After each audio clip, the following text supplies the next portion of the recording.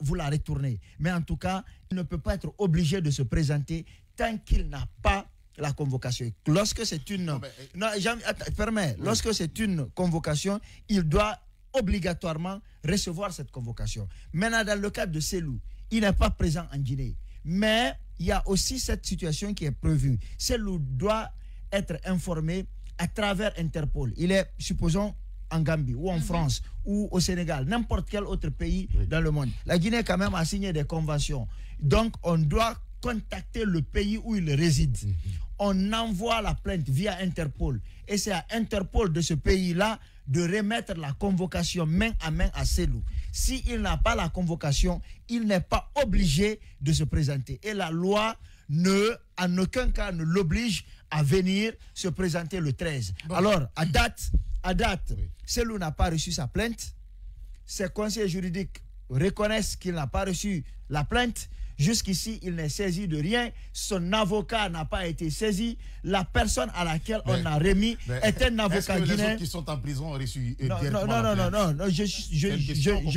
ça va m'être difficile de répondre à cette situation parce qu'ils étaient là. C'est possible qu'on leur ait remis directement. Mais aujourd'hui, à date, dans cette situation-là, la loi a été violée. Et aujourd'hui, devant la loi guinéenne, Selou peut ne pas répondre. Et même s'il rentrait aujourd'hui en Guinée, il peut vaquer à ses occupations.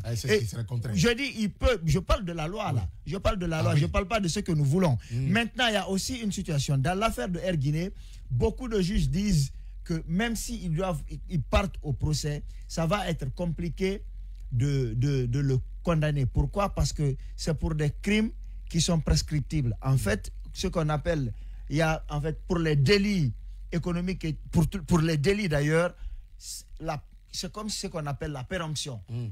Au bout de 3 ans, c'est fini. Non, je parle pas de ce que tu veux là. Je parle pas de ce que tu veux pour moi. C'est comme un peu avec le délit, c'est 10 ans. Exact, avec le crime. Le crime, c'est 10 ans. Comment permet? Non, une question que je vais te poser peut-être pour enrichir ce que tu es en train de dire. Si on parle peut-être de ce crime économique qui s'est passé depuis... C'est un délit. Oui, un délit, d'accord. Mais à quoi ça va se servir alors de dire qu'on peut juger au moins une gestion de 10 à 15 ou de 20 ans? Non, moi je ne sais pas sur quoi les gens se fondent. Je dis juste que les délits au-delà de 3 ans, c'est fini. Normalement, c'est que le citoyen lambda appelle péremption. C'est périmé. On ne peut pas condamner normalement quelqu'un pour ça. La loi est claire dessus. Donc même s'il est entendu, même s'il est jugé, ses avocats peuvent donc évoquer ce principe-là. Donc je dis encore une fois, ce sont les deux pour la présentation du 13. Si ça n'est pas rectifié, il peut ne pas se présenter devant la CRIEF et la loi lui donnerait raison. Maintenant, pour le tribunal, ses avocats peuvent évoquer la prescription. Mais seulement qu'en Guinée, aujourd'hui, la présomption d'innocence est foulée au sol. Donc, on ne sait pas la non, moi, je dis ce que la loi a dit. Oui, la loi, après, chacun peut faire son interprétation. Avec les procédures judiciaires en Guinée, il y a la loi, il y a l'humeur aujourd'hui du chef et de... Sauf que ça va être difficile de l'amener de force parce qu'il n'est pas là. Un mot déçu sur Selou qui va rentrer. Est-ce que c'est sûr qu'il va rentrer? La question aujourd'hui est une question tabou au sein de l'UFDG, parce que pas plus tard qu'hier, on échangeait, Ndoye et moi, avec quelques responsables de l'UFDG quelque part à Conakry. Dans un café? Non, pas dans un café, on était à une C'était parti acheter du haricot, du haricot noir.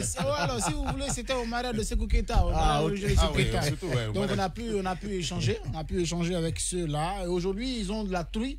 Les militants, les responsables de l'UFDG ont de la trouille parce qu'ils se disent que même si Selou doit se présenter à la CRIEF, aujourd'hui ils estiment que là également de ce côté tous les ingrédients sont réunis pour que dès que leur rentre, qu'on lui donc qu'on lui envoie au Newf effectivement. Et ils ont été très durs dans leurs propos ce week-end à l'Assemblée générale. L'affrontement est inévitable, on attaque Selou pour son leadership et tout.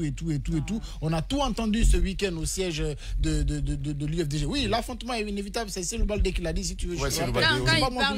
Donc, je dis encore une fois, à l'UFDG aujourd'hui, on n'a pas, on ne veut pas que Selou rentre maintenant, on ne veut pas que Selou rentre le 13. peut-être ce qui pourrait être fait, si vraiment il parvient à avoir la note, en tout cas la plainte, parce que ce que Parlé disait, c'est très important. Si Selou, par exemple, n'a pas reçu de convocation, il ne peut pas s'empresser pour venir se présenter devant n'importe qui. Il peut rentrer au pays, vaquer à ses occupations. C'est pourquoi d'ailleurs, les images qui circulent sur les réseaux sociaux, on voit le président de l'UFDG très serein, qui joue avec sa petite fille, qui regarde la finale de la Champions League, qui regarde en direct, en tout cas qui suit en direct l'Assemblée générale de son parti. Donc il est très serein à Dakar. Parce que tout simplement, jusqu'à date, comme il a dit, la plainte ne lui est pas encore adressée directement.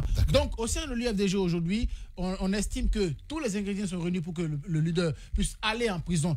Oui, l'Assemblée générale de l'UFDG, c'était caustique, et avec Selou Baldé qui a tenu des propos, l'affrontement bientôt. Est-ce que pour lui, parce que Selou va rentrer avec la CRIEF, ce sont des manœuvres pour l'enlever sur cette liste des partis politiques qui veulent aller aux élections? Je crois en fait qu'il faut faire attention. Parce que Selou a une porte de sortie. Cette porte de sortie, c'est quoi? S'il arrive et que la CRIEF décide de l'envoyer en prison, aujourd'hui, comme je le disais, c'est un autre débat qu'on va en parler. Ces militants peuvent manifester, peuvent protester. Non, je finis là. Peuvent protester pour réclamer la libération. Non, je finis là.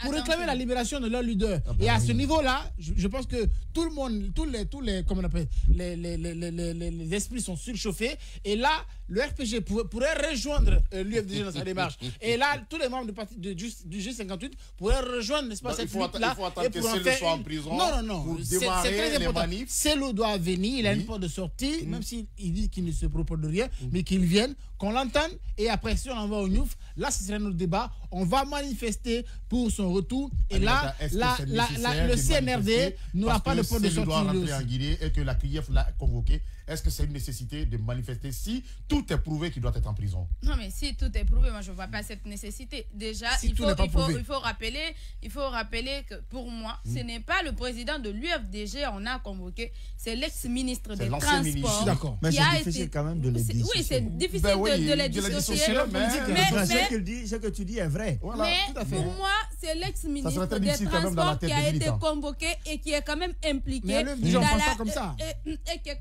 impliqué dans une gestion qui a été débattue ici pendant combien d'années? Ça fait plus de 5 ans, 6 ans, 7 ans, 8 ans, 9 ans, 10 ans. On parle d'Air Guinée, on parle des rails et tout. Et c'est le bon moment pour Selou Dalein Diallo. Si en tout cas toutes les mesures et surtout les conditions vraiment sont réunies pour s'expliquer par rapport à cette gestion-là.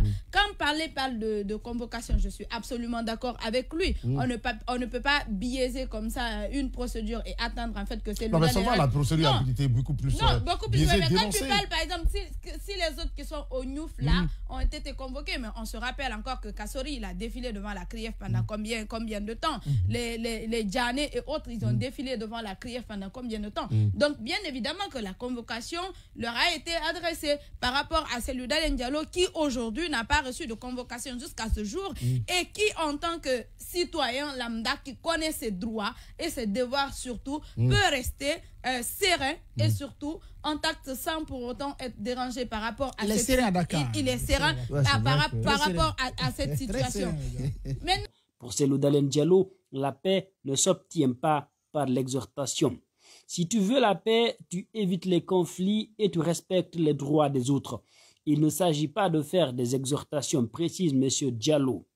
Alors que la junte a avalisé les 3 ans fixés par le Conseil national de transition comme durée de la transition, le leader de l'Union des forces démocratiques de Guinée insiste sur la nécessité d'ouvrir un vrai dialogue qui sera supervisé par la CEDEAO, ce que le CNRD a refusé jusque-là. Il dit en ces termes, il y a des divergences. C'est pourquoi nous avons demandé d'accepter que la CEDEAO désigne un facilitateur parce que la crise de confiance est profonde. Nous voulons qu'on s'entraide pour que ça marche, mais il faut qu'on ait un appui extérieur, affirme l'ancien Premier ministre, leader de l'UFDG. L'homme politique relève que même au temps d'Alpha Condé, c'est grâce aux partenaires techniques et financiers que des consensus étaient trouvés lors des dialogues, même s'il admet que les conclusions n'étaient pas respectées par le régime d'alors. Si la durée d'une transition peut être l'équivalent d'un mandat électif, quel sens aura un système démocratique, se demande Aliou Ba du modèle. La pratique des transitions militaires ne serait-elle pas ainsi encouragé pour devenir la règle de conquête du pouvoir, se questionne-t-il. Le CMRN avait trompé le peuple de Guinée pour une transition de 9 ans de 84 à 93 dont le résultat a été la dictature militaire pendant 24 ans.